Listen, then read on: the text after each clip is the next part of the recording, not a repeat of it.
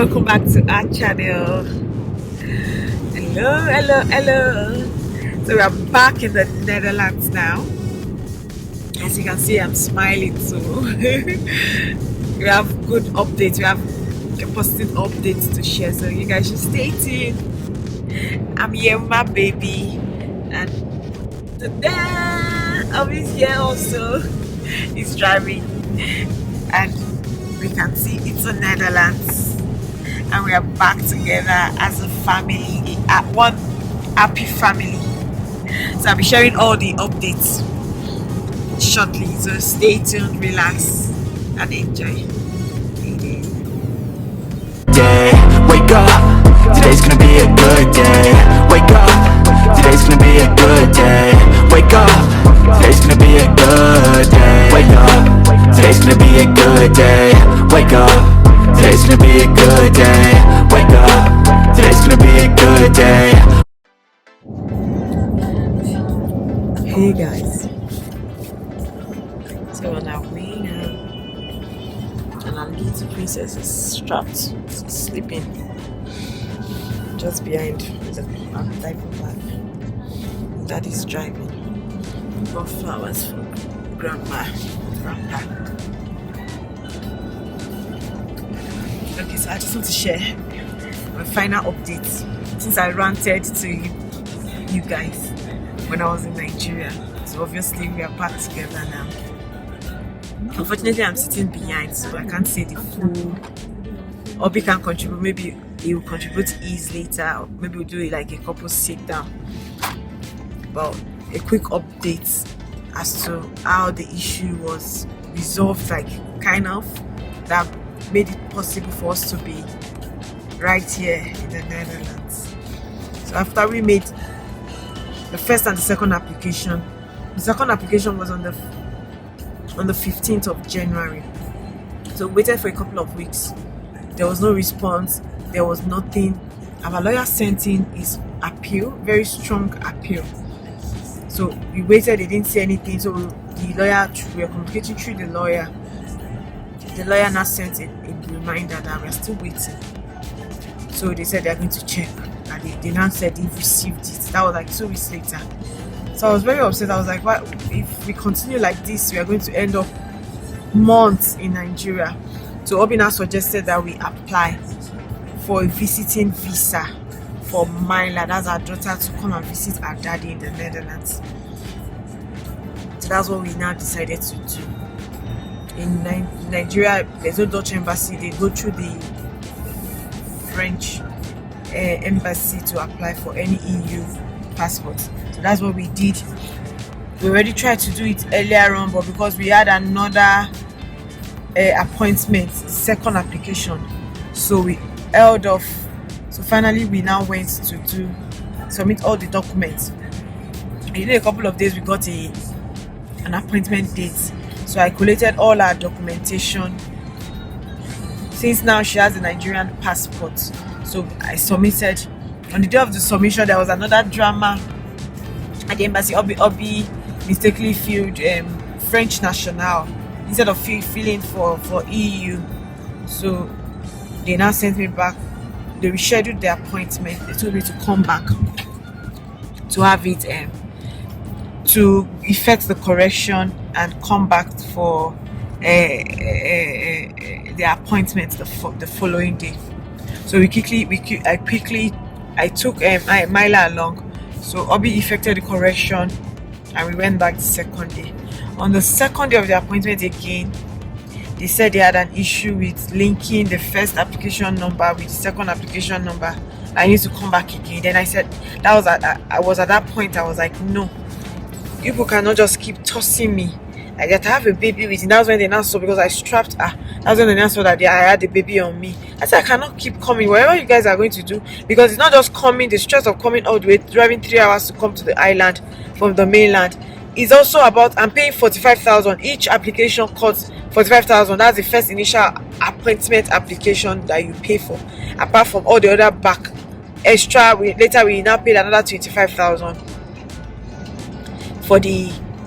for whatever they need to do at the back end, like submission, photocopy passport, photo, and all that. Or the main appointment said 45. So if you make any mistake, I don't know when the French embassy started that they moved location from the one we know in VI. They now moved to Adeola Odeku. That was the first initial reason why I was even late for that first appointment. We were late, so they said the only way I can go in for that appointment was if I pay for VIP priority. That's 50,000. I was even willing to pay only for us to get in, and they are telling me all this story. So the second appointment, I said no, I'm not going to, because I cannot be keep paying 45,000 for each appointment. Is that how we have money to just be throwing around? So that one went, and the lady that attended to me now went to call the supervisor. A supervisor now said, okay, they are going to look for a way to resolve it. So that was how they now went through all the documentation. Everything was fine until they got to the point where they told me to sign. So I signed as the mother, the wife to the father. So the lady was confused. She was like, why did I say the mother to the wife to the child? Is she not my child? I said no, not legally. So she said no, we need the consent of the mother and all that. I said I'm the mother, but you won't understand. But because prior to that, a night before, I didn't want to make the same mistake we made earlier in the first application by just submitting all the documentation. So Obi and I agreed we are just going to submit what was important. The first important thing, she's applying as a Nigerian. So we didn't want to put anything to have to do with the Dutch government. We didn't want to put the fact that Obi has acknowledged that, and we are working on our Dutch passport. We didn't also want to put the surrogacy thing, because that was the thing that led to the problem we are experiencing currently. So I said I'm not going to submit anything that has to do with surrogacy agreement. So I took it along, but I did not submit it in the application. And I told Obi to just apply for her like in Nigeria. I see the mother is in Nigeria and we are coming to visit. That is what she's coming to visit her daddy. He wrote me all the consent letter. To me, I'm just a Korean person. I'm just acting on his behalf, submitting the document. So when the lady now, she said no, we need to submit all the document and everything. I said no, if there's any other additional document they need, you can call me or you call my husband to provide those documentation. I don't know what just led to me. I just told them that. She said no, we need consent of that. I said honestly, and I told her, woman to woman, you are Nigerian. If there's any, I repeated it again. She now said no, they are the consular. I said if the consular needs it. She said no, they are the consular. I said no, you are just collecting.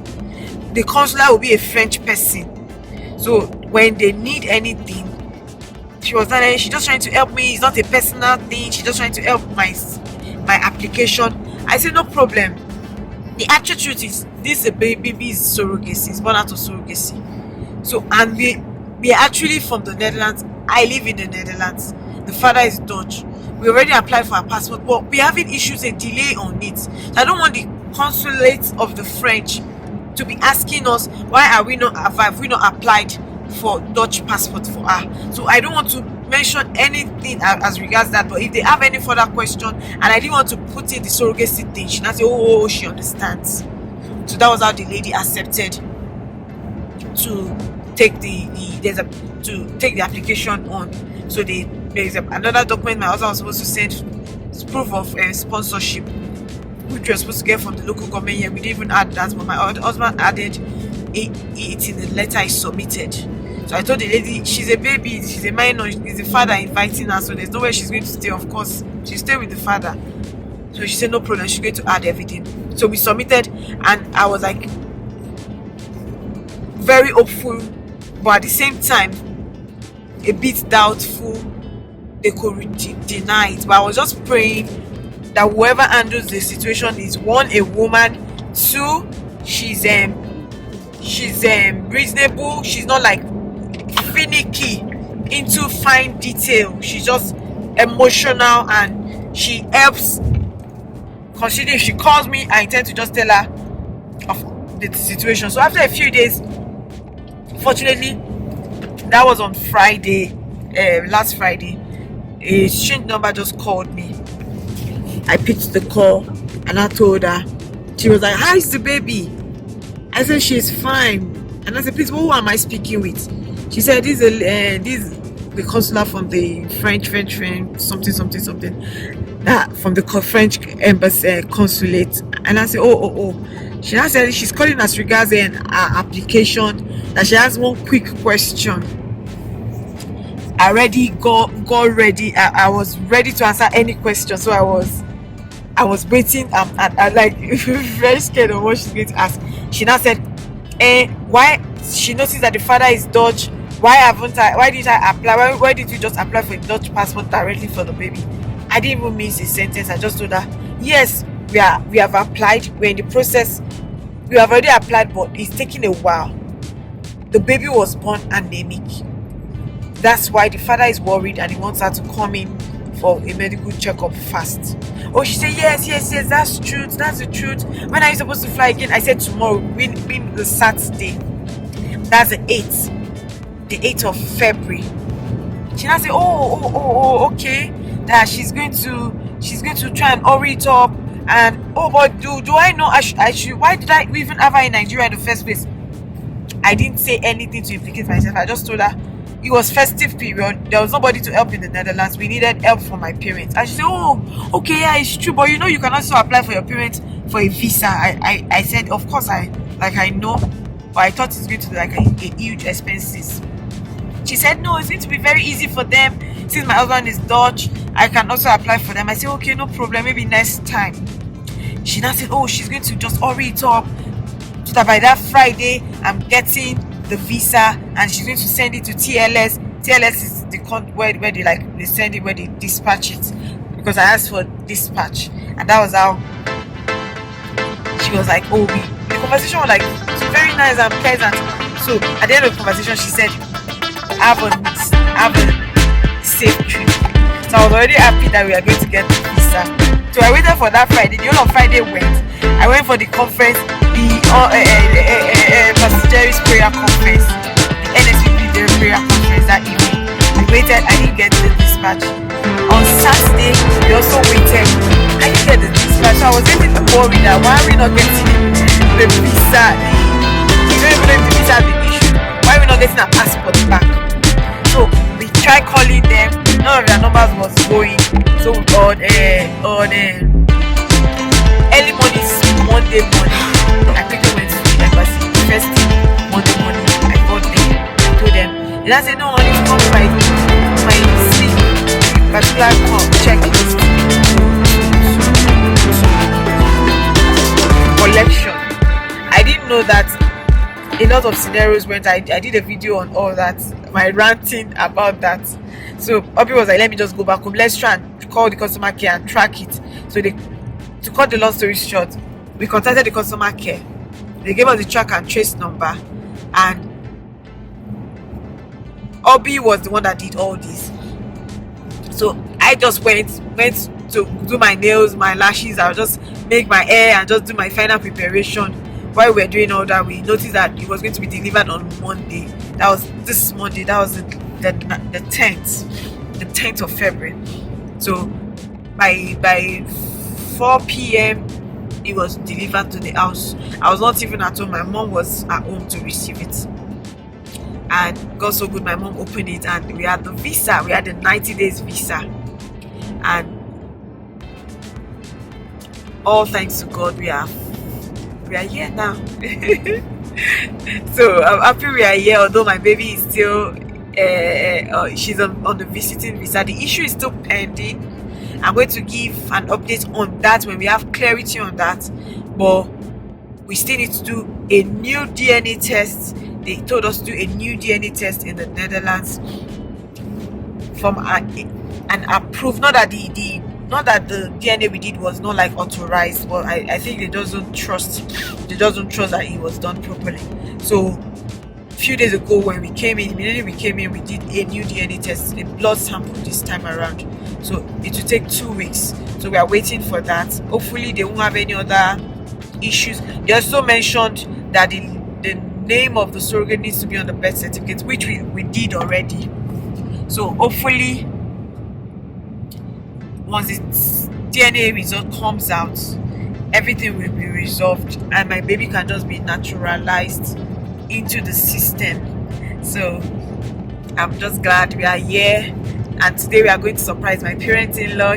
They didn't know we applied for a visa, they didn't know we are coming, so that's why we're dressed up, and behind our little princess is sleeping. She's fine. Thank you all for all the consigns, the advice, the love, the care. We are really, really so grateful. We are finally all together as one, and I can just settle into motherhood and just enjoy life as a family together. Obi was very happy. The journey was smooth. Everything was just perfect. No immigration issues. No issues. Nobody asked anything. It was smooth sailing, and we're finally a happy family of 3. So thank you guys. Okay, and the update about my daughter's health is basically I did another blood work just before we traveled, and the blood level has gone up to 25. So it's still not there yet, but it's a long way from 19. So that means the name is working. She was 10 weeks old. So that was the test. We did the immunization at 10 weeks, and we repeated the blood test again, and the blood level is going up. We consulted with a couple of pediatricians, but they didn't have much to say, because they said, especially the ones at GP recommended in the Netherlands, they said if they don't see the baby, they cannot do much. It was yesterday I got a bill for 111 for 5 consultations. I don't know why we are paying for 5 consultations where no solution was given, no suggestion, no solution, no prescription. They are saying at the end of it, they say until the baby comes, and that money now we have to pay it out of pocket. It's just really annoying. As in, I don't know what the Dutch government is doing. The baby, anything we spend on the baby right now is out of pocket, because she's just on she's just on a visiting visa.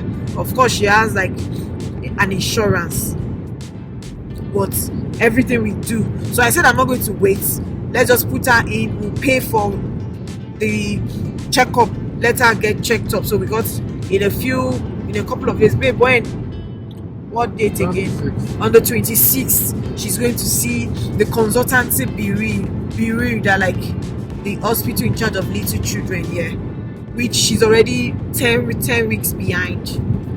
She's supposed to be checked by then. I think that's the pediatrician. Pediatrician, is that who you have an appointment with? Yes. Okay, so we have an appointment on the 26th with the pediatrician, and the consultancy bureau is when. We don't have an appointment. So we don't have an appointment yet, but at least she gets to see the pediatrician here physically. So I'm grateful to God for that. So we will have her checked. Although the baby is fine, she's eating well, she's growing bigger. She's 5 kg now at 10 weeks. So she's doing really, really well. She's feeding, she's sleeping through the night now. So I'm happy about that, but we just want to still know why our blood level, they said with time it's going to come up, but we still want to know if there's no underlying issue. So I'm happy we are back, and my baby can finally get the medical care that I really wanted her to. So that's the update about my life for those asking, or those that we ask in the video. So thanks once again. Thank you guys for watching. We'll keep updating you as the story keeps unfolding. Keep updating. So see you guys on the next one. Remember to like, share, and subscribe to our channel. Thank you guys for watching. See you guys on the next one. Bye.